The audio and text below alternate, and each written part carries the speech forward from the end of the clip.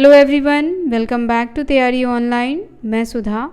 आज के इस वीडियो में हम कक्षा 9वीं के हिंदी पाठ्य पुस्तक क्षितिज भाग 1 का 7वां अध्याय पढ़ने वाले हैं। 7वां अध्याय है मेरे बचपन के दिन, जिसकी लेखिका है महादेवी वर्मा। तो अध्याय को पढ़ने से पहले हम लेखिका महादेवी वर्मा के बारे में जान लेते हैं। तो देखिए, लेखिका महादेवी वर्मा का जन्म 1907 ईस्वी में उत्तर प्रदेश के फर्रुखाबाद शहर में हुआ। उनकी शिक्षा दीक्षा प्रयाग में हुई। महादेवी वर्मा जी छायावाद की प्रमुख कवियों में से एक मानी जाती हैं और उन्हें आधुनिक युग का मीरा भी कहा जाता है। साथ ही उन्हें मंदिर की वीणा पानी भी कहा जाता है। उनकी प्रमुख रचनाओं में निहार, रश्मि, नीरजा, यामा, दीपशिखा जो है वह प्रमुख काव्य संग्रह हैं उनके। इसके अलावा उन्होंने रेखा चित्र और संस्मरण भी लिखे हैं, जिसमें अतीत के चलचित्र, स्मृति की रेखाएं, पथ के साथी, श्रृंखला की कड़ियाँ, ये सभी महत्वपूर्ण गद्य रचनाएं हैं उनकी। अब जो आज हम पढ़ने वाले हैं, मेरे बचपन के दिन, यह उनके द्वारा लिखित एक संस्मरण है। संस्मरण कहने का अर्थ होता है स्मृतियों पर आधारित रचना। तो ये उनके बचपन की स्मृतियों पर आधारित रचना है, जिसके बारे में आज हम पढ़ेंगे। उन्होंने इसमें अपने बचपन के बारे में बताया है। तो चलिए पढ़ते हैं लेखिका के बचपन के दिनों के बारे में। लेखिका बताती हैं कि बचपन की स्मृतियों में एक विचित्र सा आकर्षण होता है। कभी कभी लगता है जैसे सपने में सब देखा होगा, परिस्थितियाँ बहुत बदल जाती हैं। तो लेखिका कहती हैं कि बचपन की जो बातें होती हैं, जो यादें होती हैं, उसमें एक विचित्र सा आकर्षण होता है। आकर्षण यानी कि खिंचाव। जब हम उसके बारे में सोचते हैं या उसे याद करते हैं तो मन बहुत ही प्रफुल्लित हो जाता है। ऐसा लगता है कि वो सारी जो चीज़ें हमारे साथ घटित हुई बचपन में, वह सभी क्या है, सपना है, क्योंकि वक्त के साथ परिस्थितियाँ बदलती रहती हैं। आगे बताती हैं कि अपने परिवार में मैं कई पीढ़ियों के बाद उत्पन्न हुई, यानी कई पीढ़ियों के बाद उनके परिवार में लड़की का जन्म हुआ। मेरे परिवार में प्रायः 200 वर्ष तक कोई लड़की थी ही नहीं। अब देखिए, 200 वर्षों के बाद लेखिका का जन्म हुआ था अपने परिवार में। उससे पहले सभी लड़के ही जन्म ले रहे थे।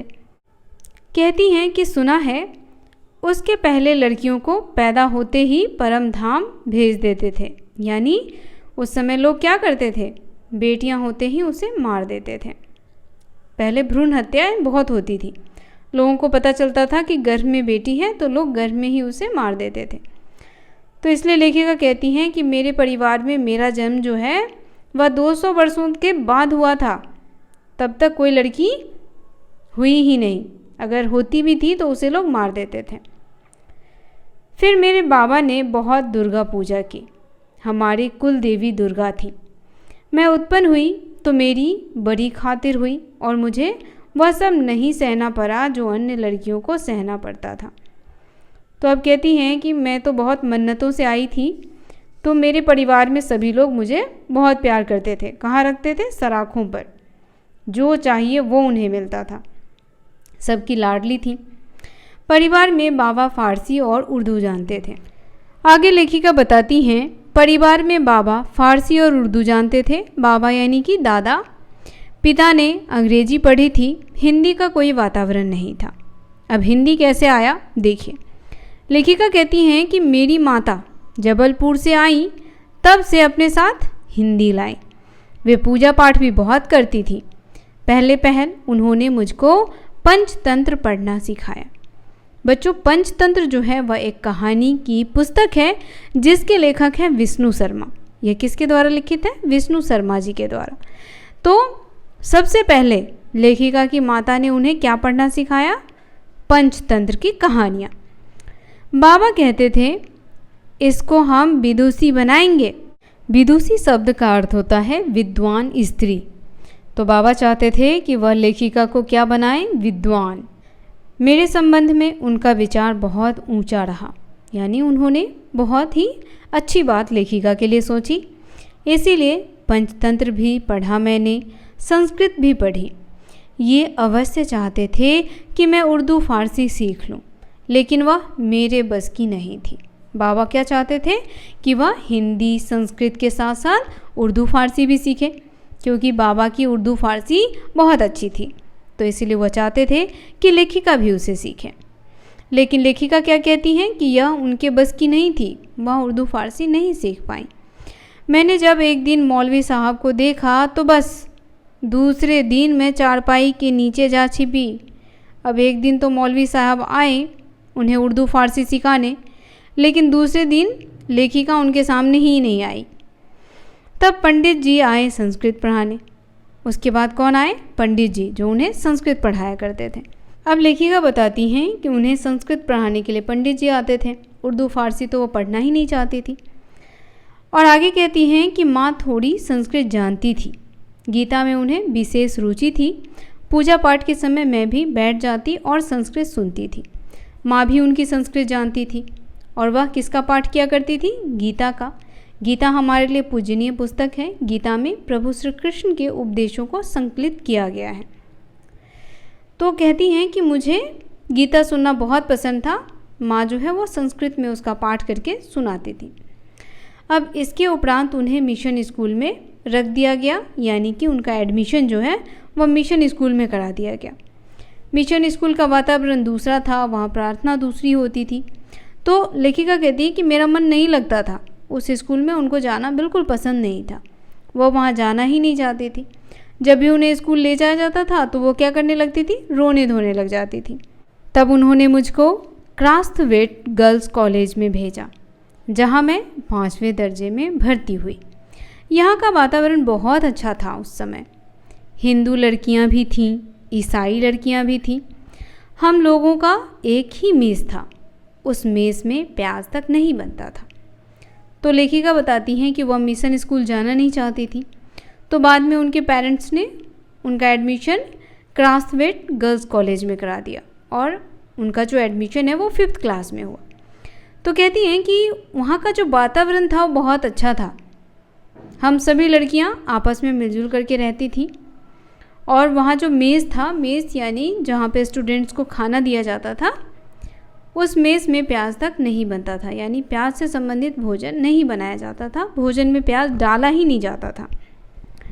आगे बताती हैं वहाँ छात्रावास के हर एक कमरे में हम 4 छात्राएं रहती थी। एक रूम में कितनी छात्राएं रहती थी? 4। छात्रावास समझते हैं हॉस्टल। तो लेखिका का एडमिशन हॉस्टल में करवा दिया गया था और वहाँ एक कमरे में 4-4 स्टूडेंट्स रहती थी। छात्रावास के हर एक कमरे में हम 4 छात्राएं रहती थी। छात्रावास कहने का अर्थ होता है बच्चों हॉस्टल, जहाँ बच्चे रह करके शिक्षा ग्रहण करते हैं। तो लेखिका बताती हैं कि उनके छात्रावास के एक कमरे में 4-4 स्टूडेंट्स रहा करते थे। उसमें पहले ही साथी उन्हें मिली थी सुभद्रा कुमारी चौहान, जो 7वें दर्जे में पढ़ती थी और उनसे 2 साल सीनियर थी, क्योंकि लेखिका का एडमिशन 5वें दर्जे में हुआ था और सुभद्रा कुमारी 7वें दर्जे में थी। आगे लेखिका बताती हैं कि वे कविता लिखती थी और मैं भी बचपन से तुक मिलाती आई थी।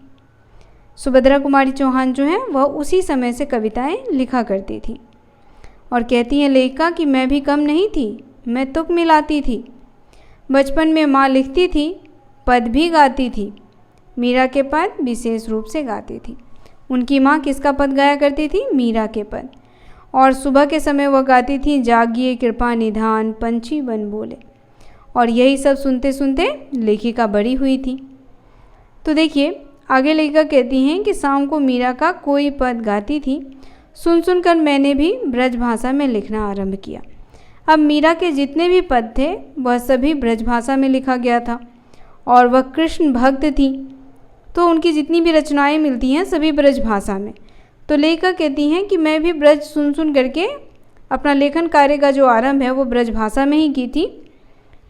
लेकिन यहाँ आकर उन्होंने क्या देखा कि सुभद्रा कुमारी की जितनी भी रचनाएं हैं वह सभी खड़ी बोली में है। वह किस में लिखती थी? खड़ी बोली में। मैं भी वैसा ही लिखने लगी। अब वह भी खड़ी बोली में लिखने लगी। लेखिका बताती हैं सुभद्रा जी बड़ी थी और प्रतिष्ठित हो चुकी थी। उस समय लोग एक कवयित्री के रूप में सुभद्रा कुमारी चौहान को जानने लगे थे। उनसे छिपा छिपा कर लिखती थी मैं। लेखिका महादेवी वर्मा किससे छिपा छिपा करके लिखती थी? सुभद्रा कुमारी चौहान से। एक दिन उन्होंने कहा, महादेवी तुम कविता लिखती हो? तो मैंने डर के मारे कहा, नहीं। अंत में उन्होंने मेरे डेस्क की किताबों की तलाशी ली और बहुत सा निकल पड़ा उसमें से। तो देखा बच्चों, महादेवी वर्मा का झूठ पकड़ा गया। महादेवी वर्मा झूठ इसलिए बोल रही थी क्योंकि उन्हें ऐसा लग रहा था कि सुभद्रा कुमारी चौहान को बुरा लगेगा कि वह भी लेखन कार्य करती हैं। आगे बताती हैं, तब जैसे किसी अपराधी को पकड़ते हैं, ऐसे उन्होंने एक हाथ में कागज़ लिए और एक हाथ से मुझको पकड़ा और पूरे हॉस्टल में दिखाई कि ये कविता लिखती है। फिर हम दोनों की मित्रता हो गई। क्रास्थवेट में एक पेड़ की डाल के नीचे, उस डाल पर हम लोग बैठ जाते थे। जब और लड़कियां खेलती थीं तब हम लोग तुक मिलाते थे। उस समय एक पत्रिका निकलती थी, स्त्री दर्पण, उसी में भेज देते थे। तो बच्चों, इस प्रकार महादेवी वर्मा और सुभद्रा कुमारी चौहान की मित्रता हो गई। दोनों आपस में साथ बैठ कर के कविताएं लिखा करती थीं और उसे स्त्री दर्पण में छपने के लिए भेज देती थी। आगे लेखिका बताती हैं कि अपनी तुकबंदी छप भी जाती थी। फिर यहाँ कवि सम्मेलन होने लगे तो हम लोग भी उनमें जाने लगे। तो कहते हैं कि इस प्रकार उनकी कविताएं छपती थीं, उनकी तुकबंदी जो होती थी वह छप जाती थी और वे कवि सम्मेलन में भी जाने लगी थी। लेखिका बताती हैं कि उस समय हिंदी का प्रचार प्रसार था। मैं सन 1917 में यहाँ आई थी। तो बच्चों, हिंदी भाषा का जो आविर्भाव है वह माना जाता है भारतेंदु युग से, यानी 1900 से। उससे पहले लोग आम बोलचाल की भाषा का ही प्रयोग जो है वह साहित्य में भी करते थे, लेकिन 1900 के बाद लोगों ने साहित्य के क्षेत्र में हिंदी का प्रयोग करना शुरू कर दिया था। लेखिका आगे बताती हैं कि उसके उपरांत गांधी जी का सत्याग्रह आरंभ हो गया और आनंद भवन स्वतंत्रता के संघर्ष का केंद्र हो गया। जहाँ तहाँ हिंदी का भी प्रचार चलता था। कभी सम्मेलन होते थे तो क्रास्थवेट से मैडम हमको साथ लेकर जाती थी। हम कविता सुनाते थे। कभी हरिवंश जी अध्यक्ष होते थे, कभी श्रीधर पाठक जी अध्यक्ष होते थे, कभी रत्नाकर जी होते थे, कभी कोई और होता था। कब हमारा नाम पुकारा जाए बेचैनी से सुनते रहते थे। मुझको प्रायः प्रथम पुरस्कार मिलता था। 100 से कम पदक नहीं मिले होंगे उसमें। तो देखिए, लेखिका कहती हैं कि कवि सम्मेलन में जब वह जाती थी तो प्रायः उन्हें प्रथम पुरस्कार मिलता था और 100 से कम पदक तो उन्हें कभी मिला ही नहीं। यानी कवि सम्मेलन में कविता सुनाने के दौरान उन्होंने 100 से अधिक पदक प्राप्त किए थे। पदक यानी मेडल। उसके बाद बताती हैं लेखिका कि हिंदी का जो प्रचार प्रसार था वह निरंतर चलता ही रहा। और इसी बीच वह बात करती हैं गांधी जी के सत्याग्रह का, कि उस समय गांधी जी का सत्याग्रह भी आरंभ हो गया, जिसका मुख्य केंद्र बना था आनंद भवन। सत्याग्रह क्यों हुआ था बच्चों? कमेंट करके बताएं। लेखिका कहती हैं कि एक बार की घटना याद आती है कि एक कविता पर मुझे चांदी का एक कटोरा मिला। क्या मिला उन्हें? चांदी का एक कटोरा। कटोरा बड़ा ही नक्काशीदार था, उसमें बहुत सारे नक्काशीदार किए गए थे, बहुत ही सुंदर था वह। उस दिन सुभद्रा नहीं गई थी। सुभद्रा प्रायः नहीं जाती थी कवि सम्मेलन में। मैंने उससे आकर कहा, देखो यह मिला। सुभद्रा ने कहा, ठीक है, अब तुम एक दिन खीर बनाओ और मुझको इस कटोरे में खिलाओ। उसी बीच आनंद भवन में बापू आए। हम लोग तब अपने जेब खर्च में से हमेशा एक एक दो दो आने देश के लिए बचाते थे। जब बापू आते तो वह पैसे उन्हें दे देते थे। उस दिन जब बापू के पास मैं गई तो अपना कटोरा भी लेती गई। मैंने निकाल कर बापू को दिखाया। मैंने कहा, कविता सुनाने पर मुझको यह कटोरा मिला है। कहने लगे, अच्छा दिखा तो मुझको। मैंने कटोरा उनकी ओर बढ़ा दिया तो उसे हाथ में लेकर बोले, तू देती है इसे? अब मैं क्या कहती। मैंने दे दिया और लौट आए। दुख यह हुआ कि कटोरा लेकर कहते, कविता क्या है? पर कविता सुनाने को उन्होंने कहा ही नहीं। लौटकर अब मैंने सुभद्रा जी से कहा कि कटोरा तो चला गया। सुभद्रा जी ने कहा, और जाओ दिखाने के लिए। फिर बोली, देखो भाई, खीर तो तुमको बनानी ही होगी। अब तुम चाहे पीतल की कटोरी में खिलाओ, चाहे फूल के कटोरे में। फिर भी मुझे मन ही मन प्रसन्नता हो रही थी कि पुरस्कार में मिला अपना कटोरा मैंने बापू को दे दिया। तो देखिए बच्चों, लेखिका यहाँ बताती हैं कि जब उन्हें कवि सम्मेलन में वह सुंदर सा चांदी का कटोरा उपहार के स्वरूप मिला तो उन्होंने सबसे पहले किसे दिखाया? सुभद्रा कुमारी को। उसके बाद जब बापू आनंद भवन में आए तो उन्हें भी दिखाया। लेकिन बापू ने क्या बोला कि क्या मैं इसे ले सकता हूँ? तो महादेवी वर्मा जी ने सहर्ष उसे बापू को दे दिया। अब एक बात पे गौर कीजिएगा बच्चों, लेखिका ने यह भी कहा है कि वह सब क्या करती थी? अपने जेब खर्च से एक एक दो दो आने बचा करके रखती थी। क्यों बचाती थी? देश की सेवा के लिए। और जब बापू आते तो वह उन पैसों को बापू को दे देती थी। ऐसा वो क्यों करती थी? तो यह तो आपको पता है, देश की सेवा के लिए। और बापू उन पैसों से देश के उन लोगों की मदद किया करते थे जिनकी आर्थिक स्थिति बहुत कमज़ोर होती थी। तो बापू ने देश की स्वतंत्रता में अहम भूमिका निभाई है। अब वह कटोरा जब बापू को पसंद आ गया तो महादेवी वर्मा ने वह उन्हें दे दिया। अब सुभद्रा कुमारी को तो उसमें खाना था खीर, लेकिन वह कटोरा तो रहा नहीं। तो कहती हैं वो कि अच्छा ठीक है, बहुत बढ़िया किया, और जाओ दिखाओ बापू को। अब क्या करें, अंदर ही अंदर महादेवी वर्मा को खुशी भी हो रही थी कि उनका कटोरा जो है वह देश के काम आ जाएगा। आगे कहती हैं, सुभद्रा जी छात्रावास छोड़कर चली गई। तब उनकी जगह एक मराठी लड़की जुबेनिसा हमारे कमरे में आकर रही। वह कोल्हापुर से आई थी। जेबून मेरा बहुत सा काम कर देती थी। वह मेरी डेस्क साफ कर देती, किताबें ठीक से रख देती थी, और इस तरह मुझे कविता के लिए कुछ और अवकाश मिल जाता था। तो देखिए, सुभद्रा के जाने के बाद कौन आई? जेबूनिशा, जो कहाँ की थी? कोल्हापुर, जो महाराष्ट्र की तरफ है, वो वहाँ की थी। कहती हैं लेखिका महादेवी वर्मा कि वह बहुत सारा काम उनका कर देती थी, जिससे उनको कविता लिखने के लिए समय मिल जाता था। आगे बताती हैं कि जेबून मराठी शब्दों में मिली जुली हिंदी बोलती थी। अब उसे हिंदी अच्छे से तो आती नहीं थी, तो वह मराठी मिली जुली बोला करती थी। मैं भी उससे कुछ कुछ मराठी सीखने लगी थी। वहाँ एक उस्तानी जी थी, जीनत बेगम। जेबून जब इकड़े तिकड़े या लोकर लोकर जैसी मराठी शब्दों को मिलाकर कुछ कहती तो उस्तानी जी से टोके बिना ना रहा जाता। कहती, वाह, देसी कौआ मराठी बोली।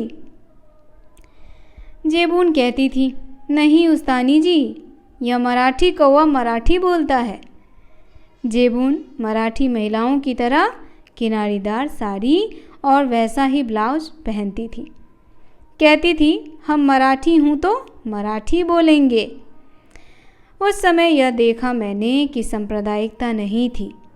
जो अवध की लड़कियाँ थीं वे आपस में अवधी बोलती थीं। बुंदेलखंड की लड़कियाँ बुंदेली में बातें करती थीं। कोई अंतर नहीं आता था, और हम पढ़ते हिंदी थे। उर्दू भी हमको पढ़ाई जाती थी, परंतु आपस में हम अपनी भाषा में ही बोलती थी। तो उस समय लोग हिंदी का प्रयोग बहुत ही कम करते थे। आपस में जो जहाँ के लोग होते थे उसी भाषा का प्रयोग करते थे। आगे लेखिका बताती हैं कि यह बहुत बड़ी बात थी। हम एक मेस में खाते थे, एक प्रार्थना में खड़े होते थे, कोई विवाद नहीं होता था। यानी चाहे कोई किसी भी धर्म का हो, सभी एक साथ मिलजुल करके रहते थे। कहती हैं कि मैं जब विद्यापीठ आई तब तक मेरे बचपन का वही क्रम चला जो आज तक चलता आ रहा है। यानी बचपन में जो चीज़ें होती रहीं वह भी आज तक हो ही रही है।